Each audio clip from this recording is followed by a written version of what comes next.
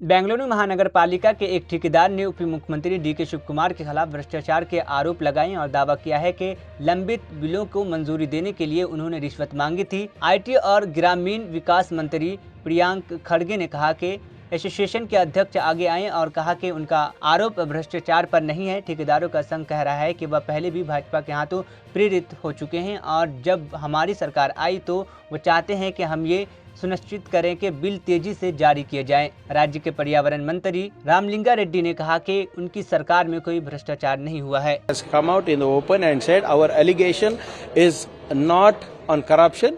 Our allegation is that the previous government's works that have been done, the bills are not being released on time, and the government is very, very clear saying that any work that any bills that need to be passed, the works will have to go through third party vigilance. They'll have to go through the rules of the government that is necessary to ensure the bills are reimbursed, and that's all we are doing. We are following rules. Why is the BJP telling no, we should not follow the rules? The BJP, what the Contractors Association is saying, kindly hurry up. We have already suffered in the hands of the BJP. Now your government has come up. Please ensure that the contractors' bills are reduced, are released as quickly as possible. The allegation 15% is being rubbish. Let them give evidence. No. When we alleged 40%, did the Congress allege it? The Contractors Association, one person committed suicide. And anytime we alleged anything, we gave documents, right? Where are these documents? Where is that pen drive?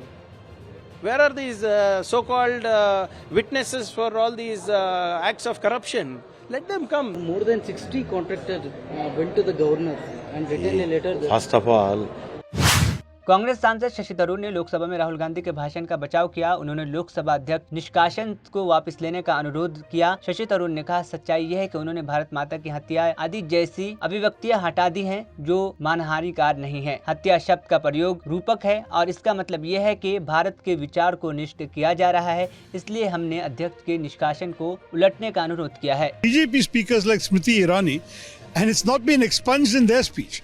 The fact is that they have deleted expressions like murder of Bharat Mata and so on, which are not defamatory. The use of the word murder is metaphorical. It is suggesting that by saying the murder of Bharat Mata, it means that the idea of India is being annihilated. Similarly, to say that you've murder of democracy doesn't mean you committed a murder. It means that you have destroyed democracy. That is the kind of message. What is even more amusing is that the same speech was quoted by BJP speakers like Smriti Irani, and it's not been expunged in their speech. So it has been expunged from Rahul Gandhi's speech, but the reference to it in Mrs. Irani's speech is still there on the record. So we have requested the speaker to reverse the expunction. BJP also is saying that Rahul Gandhi is trying his... That no one saw. I don't think there's any record of it. I certainly did not see it. I don't know who else saw it and whether it happened and who it happened to. And I believe it's not there on Sunset TV either, so we have no idea where it... We're all looking forward to hearing the PM's remarks. Remember, the entire logic of bringing forward a no-confidence motion was to get the Prime Minister to speak, and particularly on Manipur. So we hope he will address the issues that have been raised in the course of the debate. They are apprehending that you will walk out. I haven't had a chance to look at the bill, but certainly it does seem to be rather unusual. We will have to see in what form we take it up and whether we object, because the fact is that the Chief Justice... BJP ने केरल विधानसभा के अध्यक्ष N शमशीर के खिलाफ तिरुवनंतपुरम में विरोध प्रदर्शन किया। एक कार्यक्रम के दौरान केरल विधानसभा अध्यक्ष शमशीर ने कथित तौर पर कहा कि केंद्र को बच्चों को हिंदू मृतकों के बजाय साइंस और टेक्नोलॉजी के बारे में पढ़ाना चाहिए। स्पीकर ने कहा था कि भगवान गणेश एक मिथक हैं और इस मान्यता का कोई वैज्ञानिक आधार नहीं है। विश्व हिंदू परिषद और भाजपा जैसे दल भी शमशीर के खिलाफ प्रदर्शन कर रहे हैं। उनका कहना है कि भगवान गणेश और पुष्पक विवान को लेकर अध्यक्ष द्वारा की गई टिप्पणी से वो नाराज हैं। महात्मा गांधी के परपोते तुषार गांधी हिंदुत्व नेता संभाजी भिड़े के खिलाफ गुरुवार को महाराष्ट्र के पुणे शहर में पुलिस में शिकायत दर्ज कराई। अपने अनुयायियों के बीच भिड़े गुरुजी के नाम से मशहूर भिड़े पर जुलाई के आखिरी हफ्ते में अमरावती जिले में एक कार्यक्रम के दौरान अपनी भाषा में महात्मा गांधी के वंश के बारे में आपत्तिजनक टिप्पणी करने का आरोप है। भिड़े के खिलाफ अमरावती और नासिक में प्रथम सूचना रिपोर्ट FIR दर्ज की गई है। व्यथित होकर पूना के जो गांधीवादी संस्था और व्यक्ति है उनके साथ मिलकर हमने आसिम सरोदे के पास हमने ये कंप्लेंट ड्राफ्ट करवाई और आज यहाँ डेक्कन पुलिस स्टेशन में वो हमने हमारी कंप्लेंट का एप्लीकेशन दिया है और हम आशा रखते हैं कि पुलिस अपना फ़र्ज़ निभाएगी और इस शिकायत को सीरियसली लेकर उसके खिलाफ संभाजी भिड़े उसके ऑर्गेनाइजेशन और अमरावती में जो वो कार्यक्रम किया गया उसके ऑर्गेनाइजर्स के खिलाफ गुनाह दाखिल करेगी। आपने शिकायत में क्या कहा है और क्या आश्वासन पुलिस ने दिया है? पुलिस ने आश्वासन दिया है कि वो हमारी शिकायत को स्टडी करके हमको बताएंगी कि वो क्या कर सकते हैं। हमें आशा है कि उनको ना कहने का मौका नहीं मिलेगा क्योंकि जो कानून व्यवस्था में जो सारी कलमें हैं वो सब साइट की है हमने, जिन जिन प्रकार से वो गुनाह बनता है वो हमने दिया है। लेकिन मेरे लिए ये एक पर्सनल बात ये होती है कि मेरी जो माता तुल्य वो है मेरे ग्रेट ग्रैंड मदर, उसके कैरेक्टर के ऊपर इस आदमी ने लांछन लगाए हैं और क्वेश्चन मार्क लगाए जिसके कारण मेरे अस्तित्व पे भी वो क्वेश्चन मार्क आ जाता है। तो ये जो मेरी माँ का अपमान किया है वो मैं सह नहीं सकता हूँ। केरल के मुख्यमंत्री पिनराई विजयन की बेटी के खिलाफ एक कंपनी से रिश्वत लेने का आरोप लगाया गया है। इस मामले को लेकर अब सियासत तेज हो गई है। विदेश राज्य मंत्री वी मुरलीधरन ने इसे लेकर सीएम विजयन और विपक्ष पर निशाना साधा है। उन्होंने कांग्रेस पर सवाल करते हुए पूछा कि इस मामले को उसने विधानसभा में नहीं उठाने का फैसला किया है, जो कांग्रेस और सीपीएम के बीच छिपे हुई समझौते को दिखाती है। उन्होंने आरोप लगाया कि ये दल जनता को बेवकूफ बनाने का काम कर रहे हैं। It is more than 24 hours since a serious allegation of the Chief Minister's daughter receiving kickbacks from a company has come up. And the Kerala Assembly is in session. But the opposition, the Congress, has decided not to raise that issue in the floor of the House, floor of the Assembly.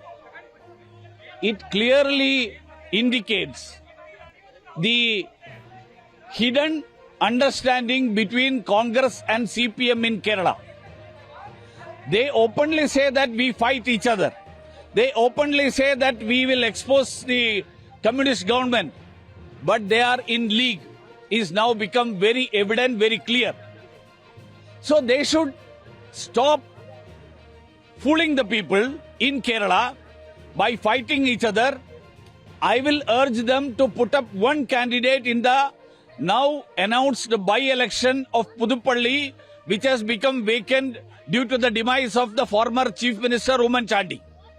Anyhow, they are one alliance outside Kerala, INDIA alliance. Extend it to Kerala. Implement that in Kerala from this by-election onwards. Otherwise, they are fooling the people in Kerala and hoodwinking the people of Kerala and protecting each other. Sir, apart from this, today Prime Minister also react on no confidence motion today. Prime Minister's reply will be there. How can I predict what the Prime Minister is going to speak? I am also waiting for that. Sir, one last question. Sir, Kerala Assembly passed a resolution to change the name of Kerala to Kerala. So how do you react? No, that is a good thing because Keralam is the Malayalam term for the state. Like Bombay has become Mumbai.